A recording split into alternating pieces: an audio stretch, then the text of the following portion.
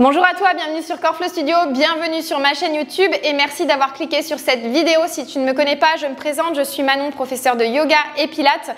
J'enseigne principalement auprès des femmes en pré et post-natal et aujourd'hui nous allons apprendre la posture Chaturanga, une des postures très importantes en yoga.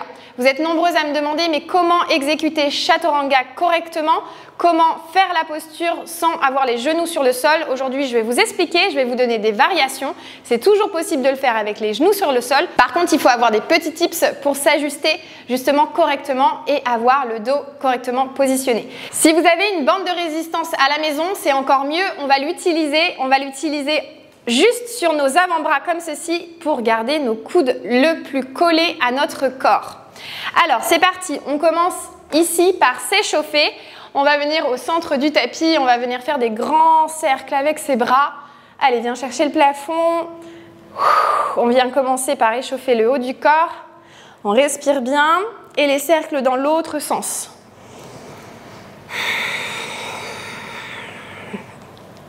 Super.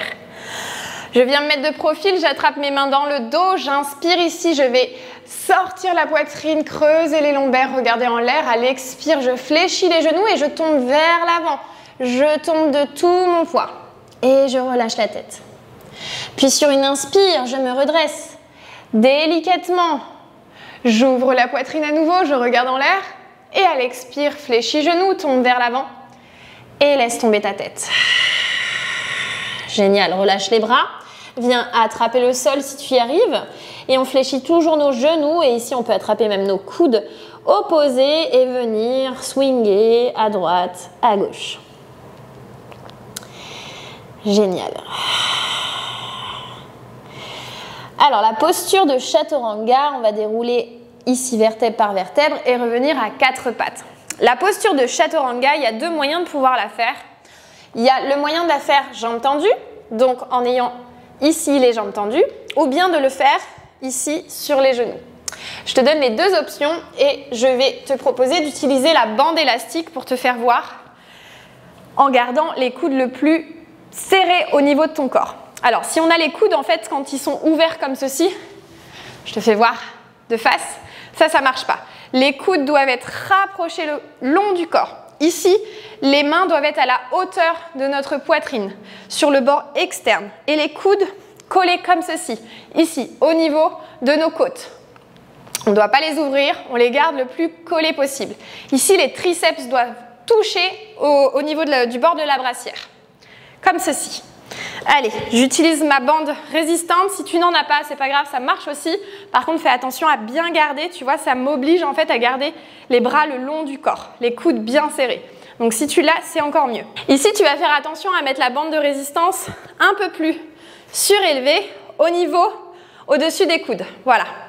On va donc se placer en planche et tu vas voir ce pourquoi on l'utilise juste au-dessus des coudes. Je viens me mettre en planche sur les orteils, donc pas sur les genoux, je commence en plus dur et puis ensuite je t'explique sur les genoux. Ici, je viens fléchir les coudes et tu vois, mon corps va être retenu par la bande de résistance. J'inspire, je remonte et j'ai les coudes qui collent mon corps. La bande de résistance m'y aide et je repars sur mon chien tête en bas. Ensuite, juste après, mon cobra. On vient le faire sur les genoux. Donc, bande de résistance juste au-dessus de mes coudes. Je me mets sur les genoux.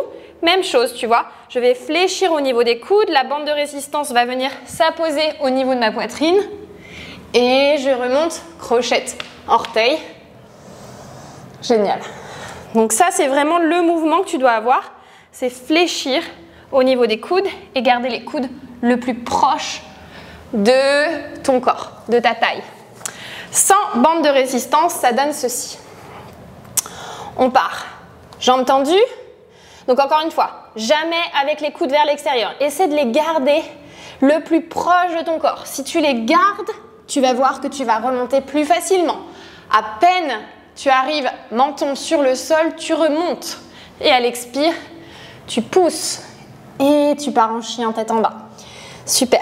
Sur les genoux, on commence. Ça peut être plus facile de la prendre sur les genoux.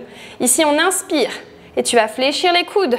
Tu viens ici te reposer sur le sol. Tu remontes, cobra. Expire, crochet orteil et repars. Génial. Encore une fois, je réexplique sur les genoux. Coude le long du corps, pas comme ceci. Viens garder les coudes qui viennent presque supporter le bord de la poitrine sur le côté. Allez. Et on vient se reposer sur le sol, on inspire à nouveau cobra. Et à l'expire, repart, chien tête en bas. Génial. On le fait. Jambes tendues. Je te réexplique. Coude le plus collé, on descend. On va juste emmener notre poids par-dessus nos mains pour avoir nos épaules qui passent légèrement par-dessus nos mains. Fléchis, coude et remonte. Génial. Expire, chien tête en bas. Et on vient se déposer sur la posture de l'enfant pour venir étirer les bras. Ça travaille bien au niveau des triceps, au niveau des épaules. Donc on mérite bien une petite pause. Et je redéroule et je me redresse. Namasté. Merci à toi, j'espère que ce tuto t'aura aidé. Si tu as des questions, n'hésite pas à me les mettre en commentaire. J'espère que tu auras aussi compris comment exécuter correctement la posture chaturanga. C'est vraiment pas une posture évidente, c'est une posture d'ailleurs avancée.